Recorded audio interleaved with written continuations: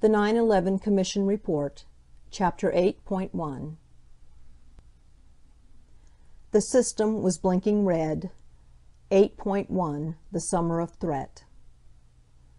As 2001 began, counterterrorism officials were receiving frequent but fragmentary reports about threats.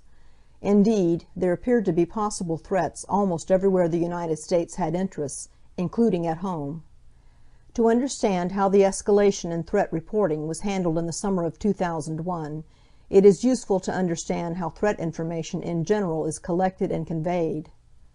Information is collected through several methods, including signals intelligence and interviews of human sources, and gathered into intelligence reports. Depending on the source and nature of the reporting, these reports may be highly classified, and therefore tightly held, or less sensitive and widely disseminated to state and local law enforcement agencies. Threat reporting must be disseminated either through individual reports or through threat advisories. Such advisories, intended to alert their recipients, may address a specific threat or be a general warning. Because the amount of reporting is so voluminous, only a select fraction can be chosen for briefing the President and senior officials. During 2001, Director of Central Intelligence George Tenet was briefed regularly regarding threats and other operational information relating to Osama bin Laden. He in turn met daily with President Bush, who was briefed by the CIA through what is known as the President's Daily Brief, PDB.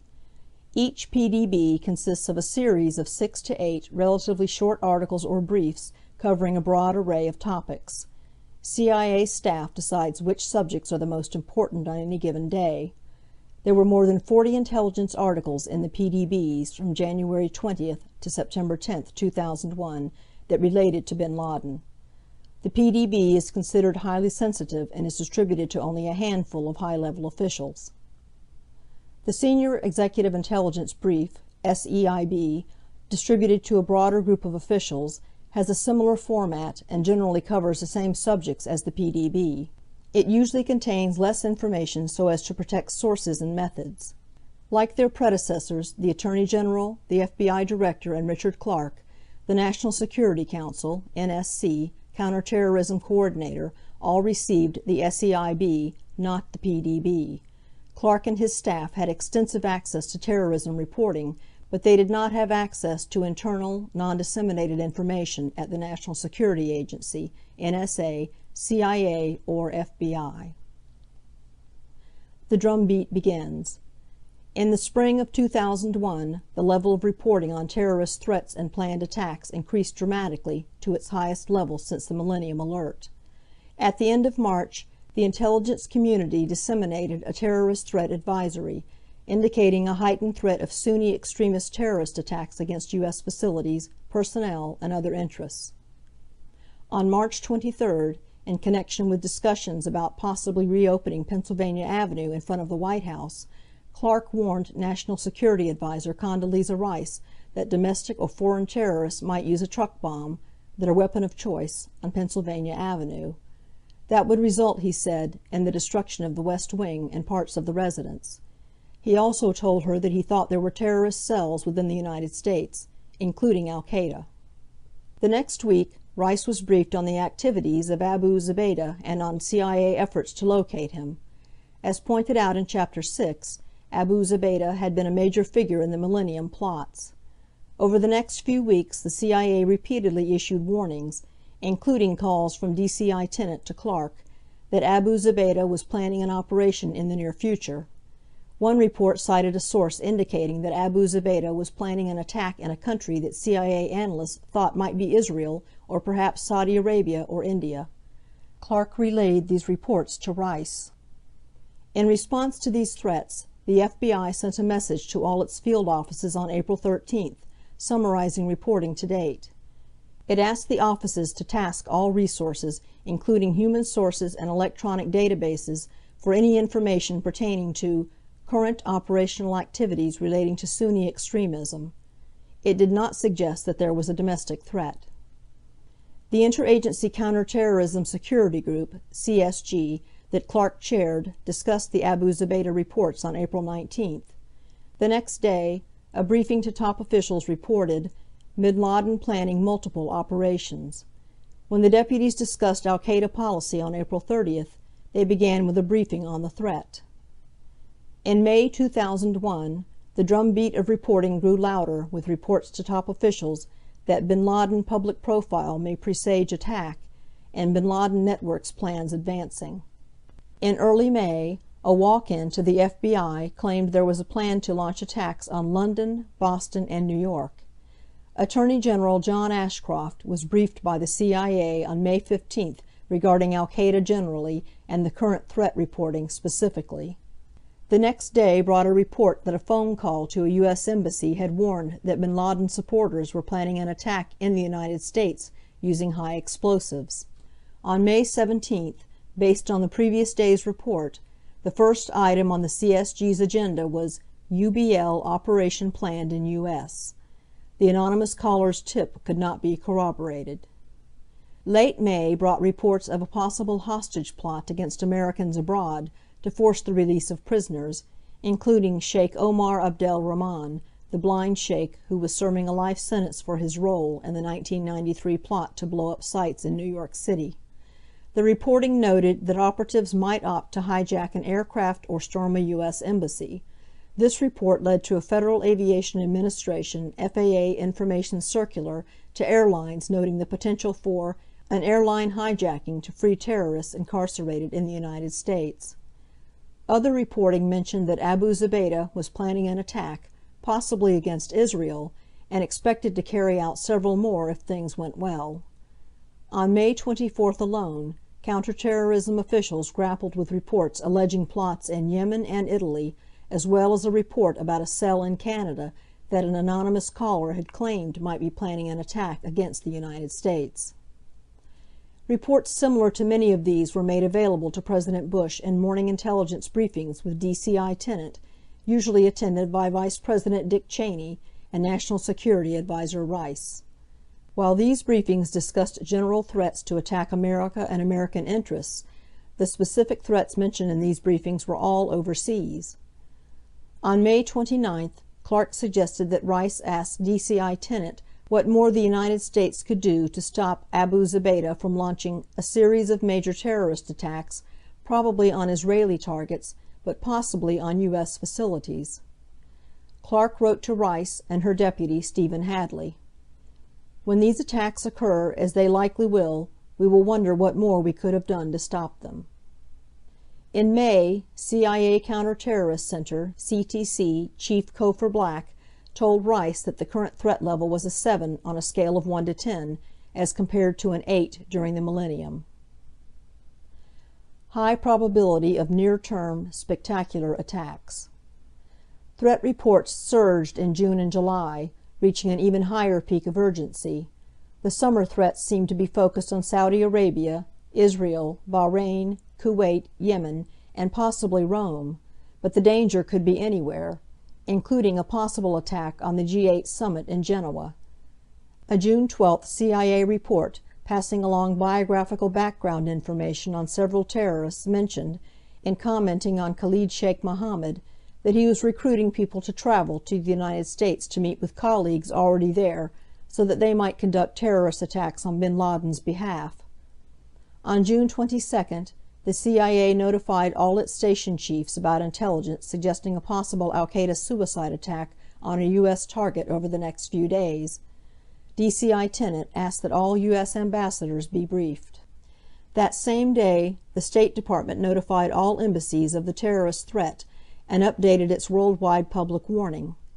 In June, the State Department initiated the Visa Express program in Saudi Arabia as a security measure, in order to keep long lines of foreigners away from vulnerable embassy spaces. The program permitted visa applications to be made through travel agencies instead of directly at the embassy or consulate.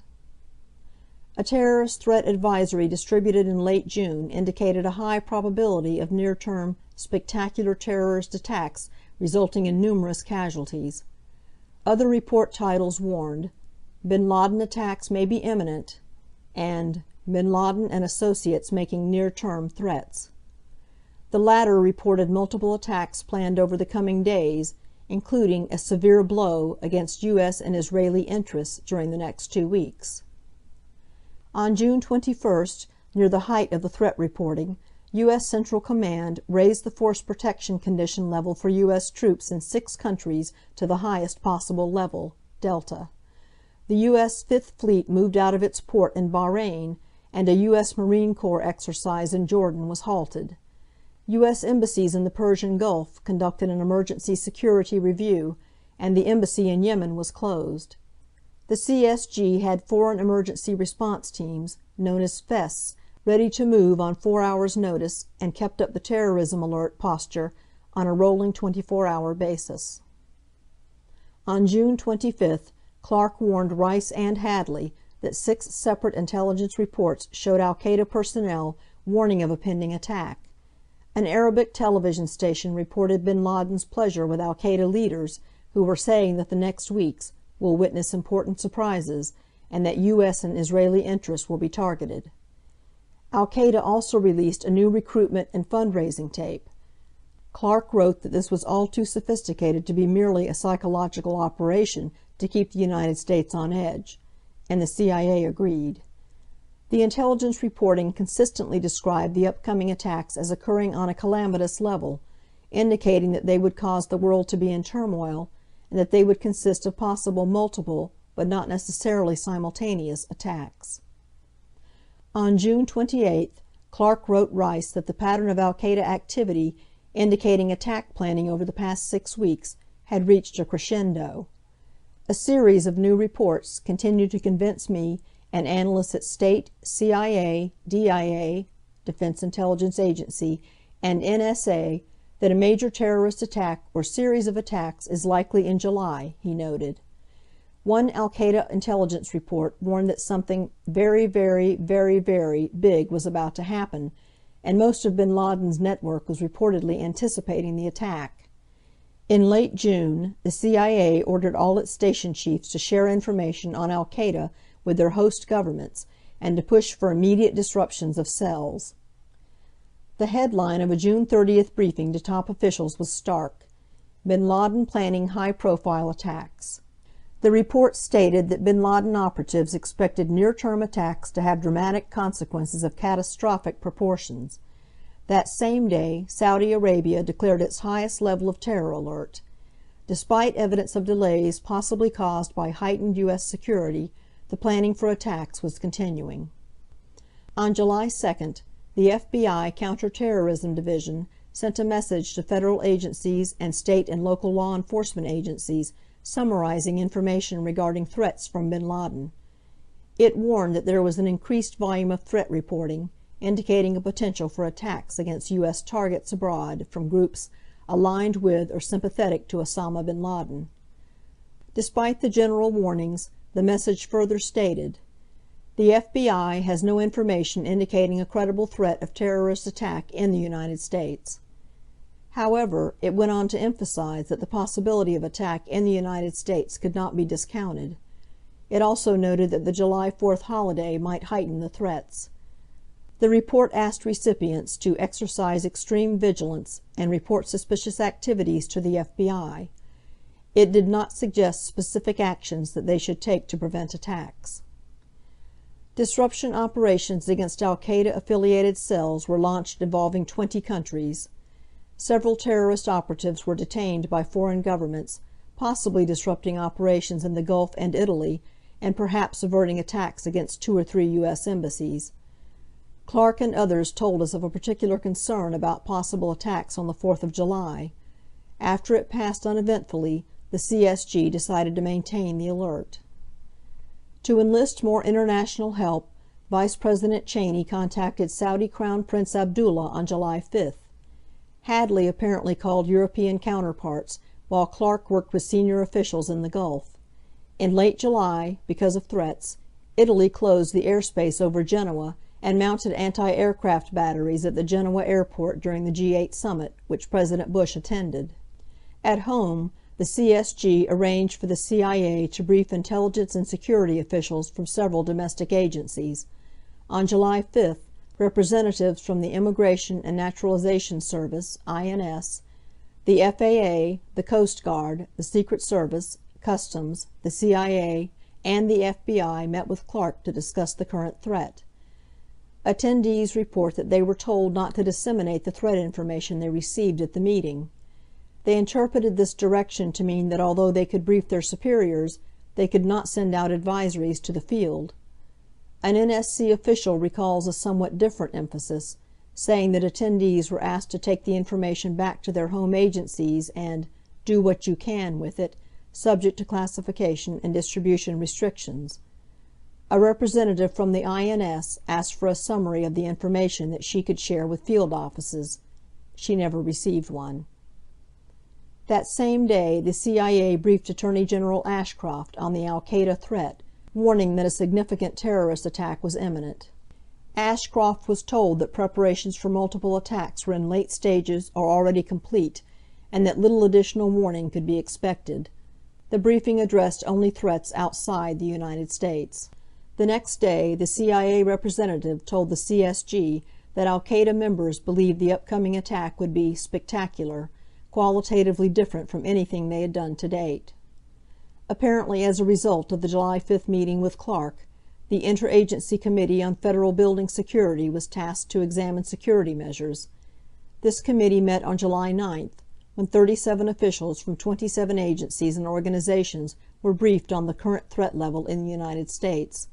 They were told that not only the threat reports from abroad, but also the recent convictions in the East Africa bombings trial, the conviction of Ahmed Rassam, and the just-returned Khobar Towers indictments reinforced the need to exercise extreme vigilance.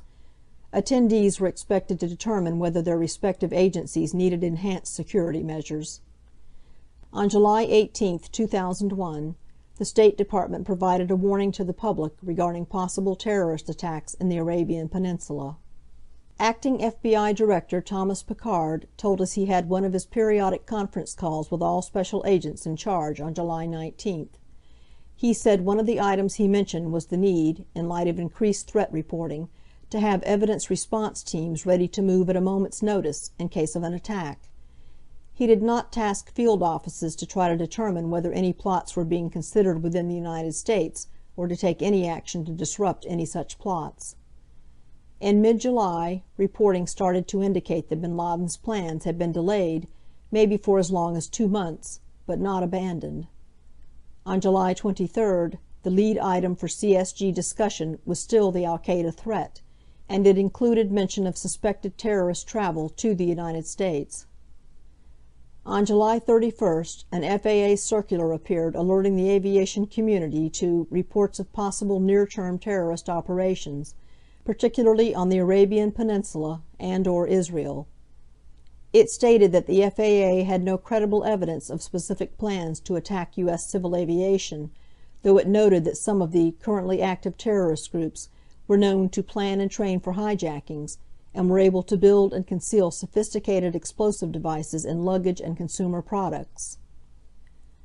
Tennant told us that in his world the system was blinking red. By late July, Tennant said, it could not get any worse. Not everyone was convinced. Some asked whether all these threats might just be deception. On June 30th, the SEIB contained an article titled, "Bin Laden Threats Are Real." Yet Hadley told Tennant in July that Deputy Secretary of Defense Paul Wolfowitz questioned the reporting. Perhaps bin Laden was trying to study U.S. reactions. Tennant replied that he had already addressed the Defense Department's questions on this point. The reporting was convincing. To give a sense of his anxiety at the time, one senior official in the Counter-Terrorist Center told us that he and a colleague were considering resigning in order to go public with their concerns. The calm before the storm. On July 27th, Clark informed Rice and Hadley that the spike in intelligence about a near-term al-Qaeda attack had stopped. He urged keeping readiness high during the August vacation period, warning that another report suggested an attack had just been postponed for a few months, but would still happen. On August 1st, the FBI issued an advisory that in light of the increased volume of threat reporting and the upcoming anniversary of the East Africa Embassy bombings, increased attention should be paid to security planning. It noted that although most of the reporting indicated a potential for attacks on U.S. interests abroad, the possibility of an attack in the United States could not be discounted. On August 3rd, the intelligence community issued an advisory concluding that the threat of impending al-Qaeda attacks would likely continue indefinitely.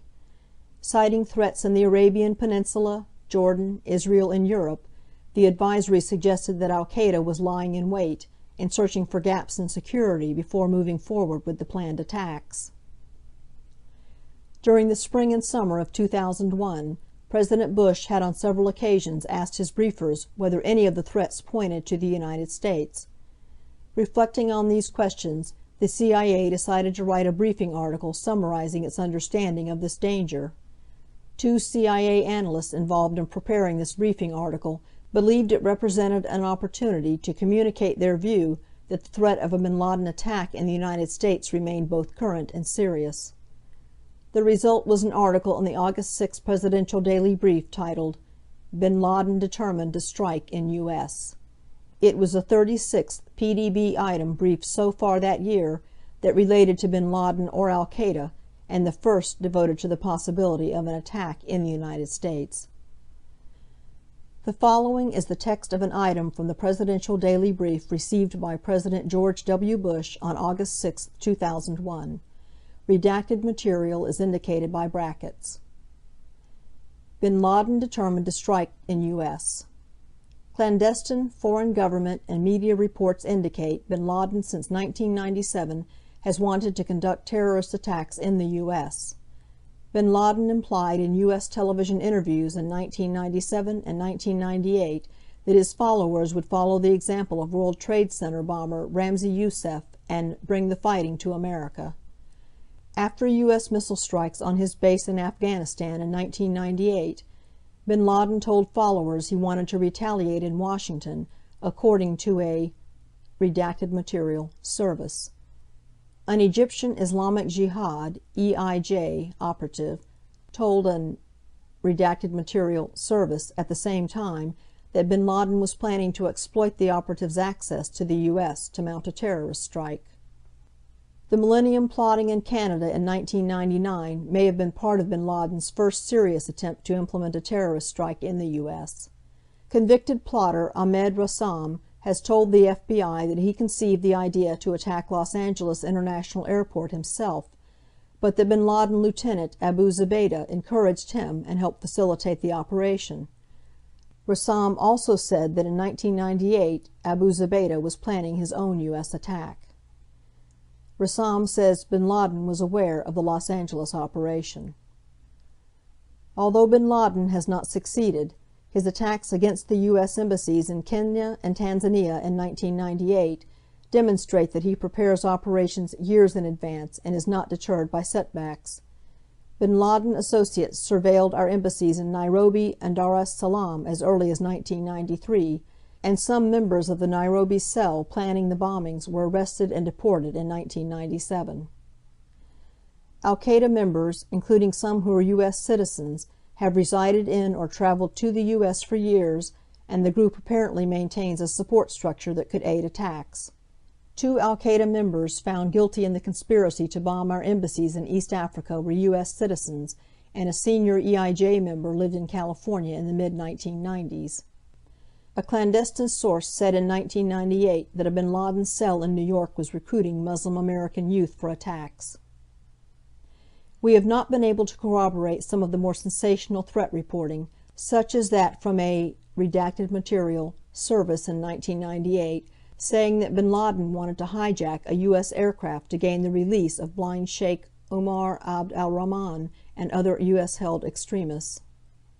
Nevertheless, FBI information since that time indicates patterns of suspicious activity in this country consistent with preparations for hijackings or other types of attacks, including recent surveillance of federal buildings in New York. The FBI is conducting approximately 70 full-field investigations throughout the U.S. that it considers bin Laden related. CIA and the FBI are investigating a call to our embassy in the UAE in May, saying that a group of bin Laden supporters was in the U.S. planning attacks with explosives. The President told us the August 6th report was historical in nature. President Bush said the article told him that al-Qaeda was dangerous, which he said he had known since he had become President.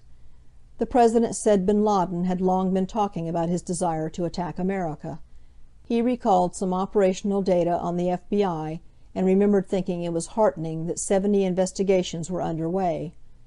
As best he could recollect, Rice had mentioned that the Yemenis' surveillance of a federal building in New York had been looked into in May and June, but there was no actionable intelligence.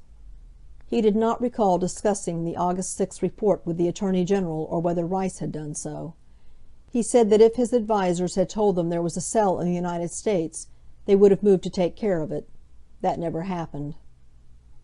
Although the following days SEIB repeated the title of this PDB, it did not contain the reference to hijackings, the alert in New York, the alleged casing of buildings in New York, the threat phoned in to the embassy, or the fact that the FBI had approximately 70 ongoing bin Laden-related investigations. No CSG or other NSC meeting was held to discuss the possible threat of a strike in the United States as a result of this report. Late in the month, a foreign service reported that Abu Zubaydah was considering mounting terrorist attacks in the United States after postponing possible operations in Europe. No targets, timing, or method of attack were provided. We have found no indication of any further discussion before September 11th among the President and his top advisers of the possibility of a threat of an al-Qaeda attack in the United States. DCI Tenet visited President Bush in Crawford, Texas on August 17th and participated in PDB briefings of the President between August 31st, after the President had returned to Washington, and September 10th. But Tenet does not recall any discussions with the President of the domestic threat during this period. Most of the intelligence community recognized in the summer of 2001 that the number and severity of threat reports were unprecedented. Many officials told us that they knew something terrible was planned, and they were desperate to stop it. Despite their large number, the threats received contained few specifics regarding time, place, method, or target. Most suggested that attacks were planned against targets overseas. Others indicated threats against unspecified U.S. interests. We cannot say for certain whether these reports, as dramatic as they were, related to the 9/11 attacks. Government response to the threats. National Security Advisor Rice told us that the CSG was the nerve center for running the crisis, although other senior officials were involved over the course of the summer. In addition to his daily meetings with President Bush and weekly meetings to go over other issues with Rice, Tenet was speaking regularly with Secretary of State Colin Powell and Secretary of Defense Donald Rumsfeld. The foreign policy principals routinely talked on the telephone every day on a variety of topics. Hadley told us that before 9/11, he and Rice did not feel they had the job of coordinating domestic agencies. They felt that Clark and the CSG, part of the NSC, were the NSC's bridge between foreign and domestic threats. There was a clear disparity in the levels of response to foreign versus domestic threats. Numerous actions were taken overseas to disrupt possible attacks, enlisting foreign partners to upset terrorist plans, closing embassies, moving military assets out of the way of possible harm. Far less was done domestically, in part, surely, because to the extent that specifics did exist, they pertained to threats overseas. As noted earlier, a threat against the embassy in Yemen quickly resulted in its closing. Possible domestic threats were more vague. When reports did not specify where the attacks were to take place, officials presumed that they would again be overseas, though they did not rule out a target in the United States. Each of the FBI threat advisories made this point. Clark mentioned to National Security Advisor Rice at least twice that al-Qaeda sleeper cells were likely in the United States. In January 2001, Clark forwarded a strategy paper to Rice warning that al-Qaeda had a presence in the United States. He noted that 2 key al-Qaeda members in the Jordanian cell involved in the Millennium Plot were naturalized U.S. citizens, and that one jihadist suspected in the East Africa bombings had informed the FBI that an extensive network of al-Qaeda sleeper agents currently exists in the U.S. He added that Rassam's abortive December 1999 attack revealed al-Qaeda supporters in the United States. His analysis, however, was based not on new threat reporting, but on past experience. The September 11th attacks fell into the void between the foreign and domestic threats. The foreign intelligence agencies were watching overseas, alert to foreign threats to U.S. interests there.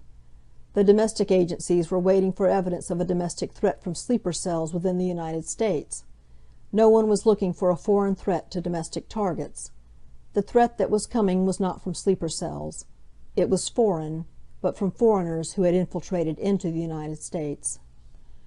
A second cause of this disparity in response is that domestic agencies did not know what to do, and no one gave them direction.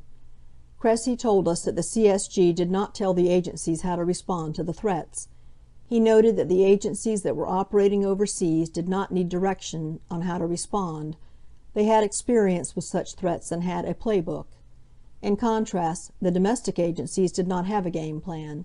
Neither the NSC, including the CSG, nor anyone else instructed them to create one. This lack of direction was evident in the July 5th meeting with representatives from the domestic agencies.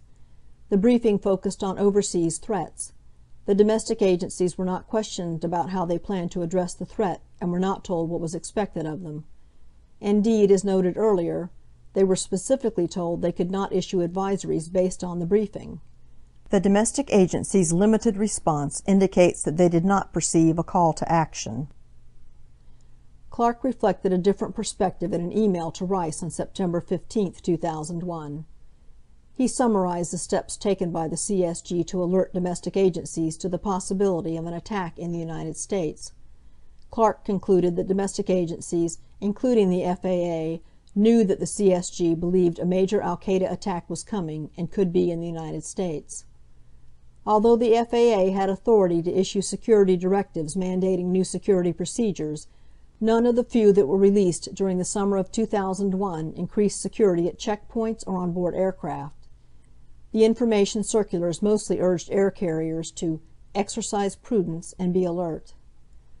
Prior to 9/11, the FAA did present a CD-ROM to air carriers and airport authorities describing the increased threat to civil aviation.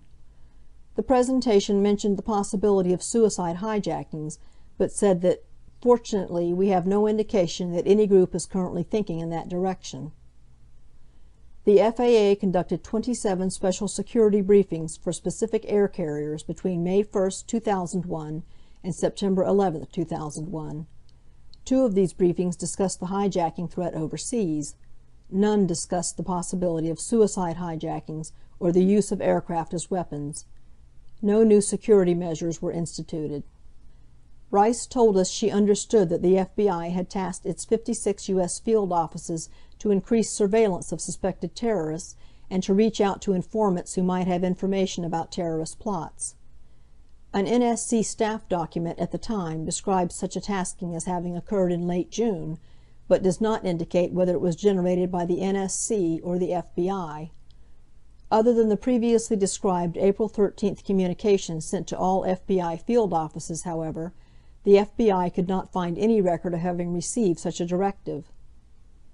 The April 13th document asking field offices to gather information on Sunni extremism did not mention any possible threat within the United States and did not order surveillance of suspected operatives. The NSC did not specify what the FBI's directives should contain and did not review what had been issued earlier. Acting FBI Director Picard told us that in addition to his July 19th conference call, he mentioned the heightened terrorist threat in individual calls with the special agents in charge of field offices during their annual performance review discussions. In speaking with agents around the country, we found little evidence that any such concerns had reached FBI personnel beyond the New York field office. The head of counterterrorism at the FBI, Dale Watson, said he had many discussions about possible attacks with Cofer Black at the CIA. They had expected an attack on July 4th. Watson said he felt deeply that something was going to happen. But he told us the threat information was nebulous. He wished he had known more.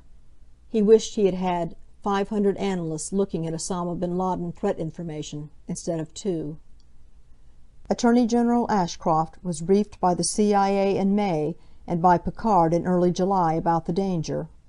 Picard said he met with Ashcroft once a week in late June through July and twice in August. There was a dispute regarding Ashcroft's interest in Picard's briefings about the terrorist threat situation. Picard told us that after 2 such briefings, Ashcroft told him that he did not want to hear about the threats anymore. Ashcroft denies Picard's charge. Picard says he continued to present terrorism information during further briefings that summer, but nothing further on the chatter the U.S. government was receiving. The Attorney General told us he asked Picard whether there was intelligence about attacks in the United States, and that Picard said no. Picard said he replied that he could not assure Ashcroft that there would be no attacks in the United States, although the reports of threats were related to overseas targets. Ashcroft said he therefore assumed the FBI was doing what it needed to do. He acknowledged that in retrospect this was a dangerous assumption.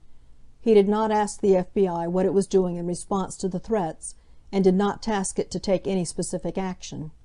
He also did not direct the INS, then still part of the Department of Justice, to take any specific action. In sum, the domestic agencies never mobilized in response to the threat. They did not have direction, and did not have a plan to institute. The borders were not hardened. Transportation systems were not fortified. Electronic surveillance was not targeted against a domestic threat. State and local law enforcement were not marshaled to augment the FBI's efforts. The public was not warned. The terrorists exploited deep institutional failings within our government. The question is whether extra vigilance might have turned up an opportunity to disrupt the plot. As seen in Chapter 7, Al-Qaeda's operatives made mistakes. At least 2 such mistakes created opportunities during 2001, especially in late August. End of Chapter 8.1. The 9/11 Commission Report, Chapter 8.1. The system was blinking red. 8.1. The Summer of Threat. As 2001 began, counterterrorism officials were receiving frequent but fragmentary reports about threats.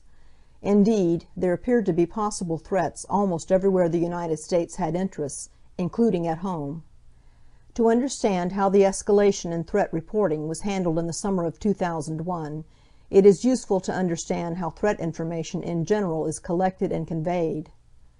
Information is collected through several methods, including signals intelligence and interviews of human sources, and gathered into intelligence reports.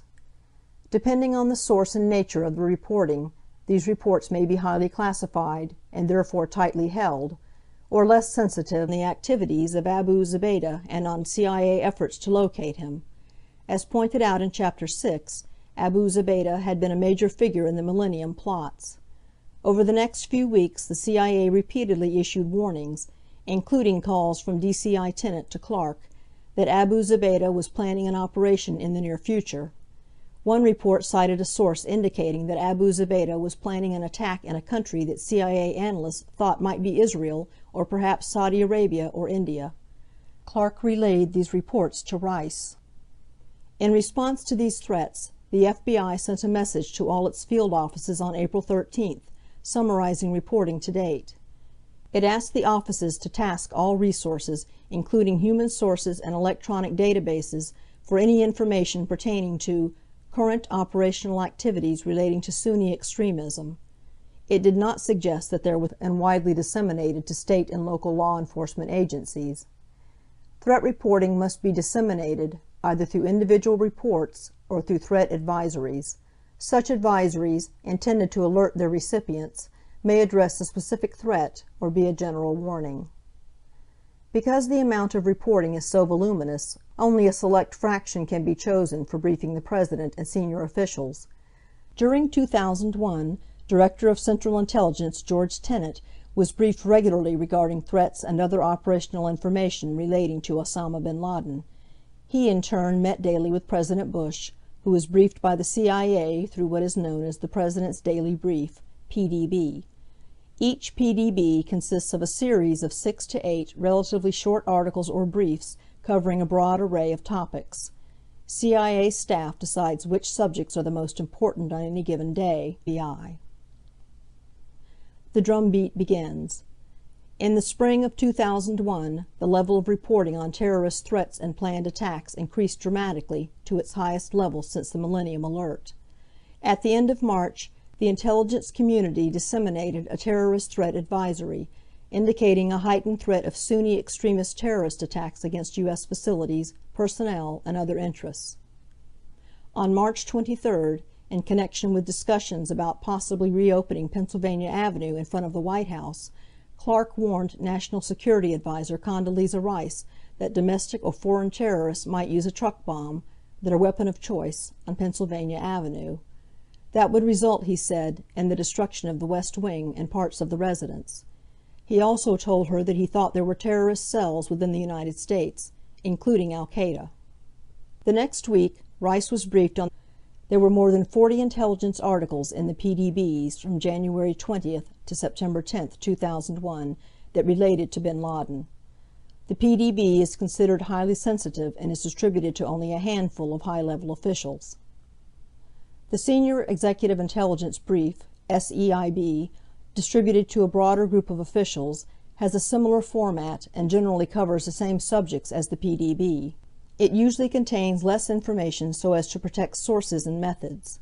Like their predecessors, the Attorney General, the FBI Director, and Richard Clark, the National Security Council, NSC, Counterterrorism Coordinator, all received the SEIB, not the PDB. Clark and his staff had extensive access to terrorism reporting, but they did not have access to internal, non-disseminated information at the National Security Agency, NSA, CIA, or FBI.